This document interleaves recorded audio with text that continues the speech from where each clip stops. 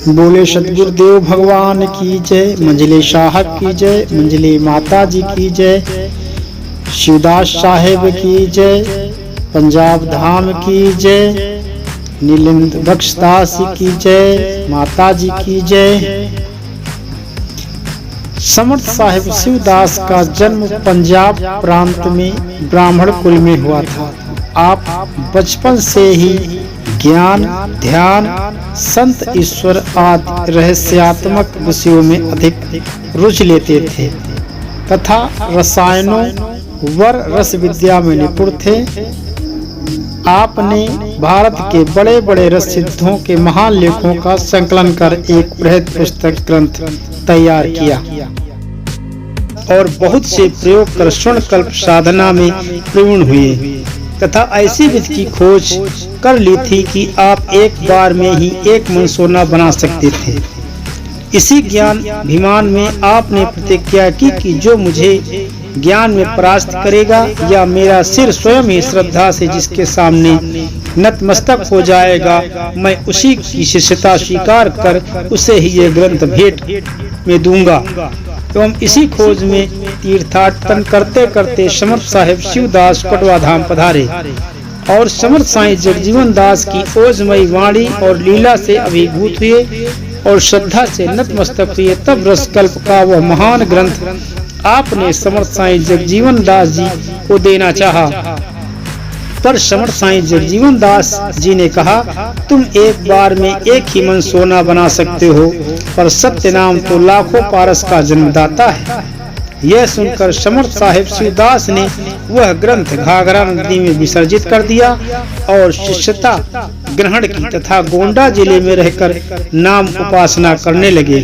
समर्थ साहिब शिवदास बचपन से ही परम ज्ञानी भी थे और पंडित भी, और अब महान नाम उपासक बन चुके थे।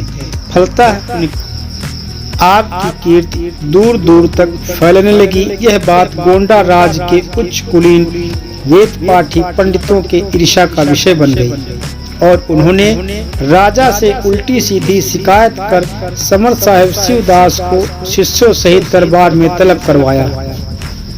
भोजन के उपरांत राजा ने राज पुरोहित अनूपानंद जी को पान मांगने का आदेश दिया, तो राज पुरोहित अनूपानंद ने छल पूर्वक सिर्फ सादे पान का पत्ता, सिर्फ चूना कत्था लगा हुआ ही मंगाया, किंतु जब राजसभा में सबको पान भेंट किया गया तो सबके पान लौंग, सुपारी, इलायची आदि मसालों से युक्त हो गए थे, किंतु पुरोहित का पान ही सादे का सादा और ज्यादा चूने वाला रह गया था। यह चमत्कार देख अनूपानंद ने समर्थ साहिब शिवदास से क्षमा याचना की। समर्थ साहिब शिवदास की कई कीर्तियां कीरत सागर नामक ग्रंथ में वर्णित हैं, जिन्हें इस ब्लॉग में भी शामिल किया गया है। कहते हैं कि समर्थ साहिब शिवदास एक बार समर्थ साईं जगजीवन दास के दर्शन हेतु कटवा धाम पधारे। तब साहिब श्री बलराम दास जी ने समर्थ साहिब शिवदास के सामने सादे पान के पत्ते रखते हुए कहा कि गोंडा के महाराज के सामने सारे पान मसाले वाले बना दिए थे और अब चमत्कार दिखाने लगे हो, यहाँ करके दिखाओ तो जाने। समर्थ साहिब शिवदास जी की आंखों में आंसू आ गए। गुरुपुत्र को कैसे समझाएं कि क्या परिस्थितियां थी। अतः हाथ जोड़ते हुए समर्थ साहिब शिवदास ने कहा, यदि मुझे पर मेरे सतगुरु प्रसन्न हो जो अपने भक्तों की लाज बचाते हैं तो सारे पान मसाले युक्त हो जाएं। और जब साहिब श्री बल्ला दास जी ने देखा तो सारे पान मसाले युक्त हो गए थे। जब समर्थ साईं जगजीवन दास जी ने यह बात सुनी तो उन्होंने शिवदास को हृदय से लगाते हुए कहा, मुझ में और तुम में कोई भेद नहीं, कोई दूरी नहीं और तुम सब में समर्थ हो। यह मेरी विशेष इच्छा है कि तुम पंजाब जाकर सतनाम पंथ की अलख जगाओ। अतः समर्थ साईं जगजीवन दास जी के आदेशानुसार साहिब शिवदास शिष्यों सहित पंजाब की ओर गए। वर्तमान में समर्थ साहिब शिवदास का समाधि स्थल पाकिस्तान शासित पंजाब में पड़ता है। आप विशुद्ध नामोपासक रहे तथा 14 गद्दी में आपको स्थान प्राप्त है।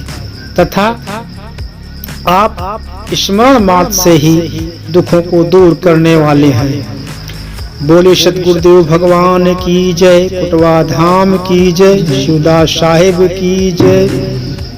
अगर आप लोगों ने 4 पावा 14 गद्दी की यात्रा नहीं की है तो हमारे channel Satyanam all in one के द्वारा सभी स्थानों के दर्शन कर अपने आप को धन्य करिए और साथ में हमारे channel Satyanam all in one को सब्सक्राइब करना न भूलें। धन्यवाद। बोले सतगुरुदेव भगवान की जय। जय जय सीताराम।